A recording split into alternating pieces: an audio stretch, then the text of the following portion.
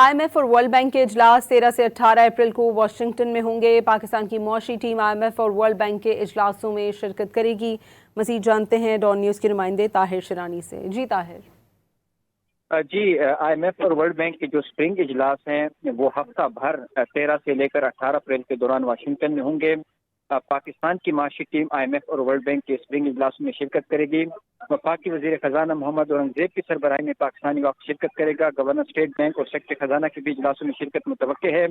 Pakistani team इजलासों के side lines पर मुख्तलिफ वफूद से मुलाकातें करेगी।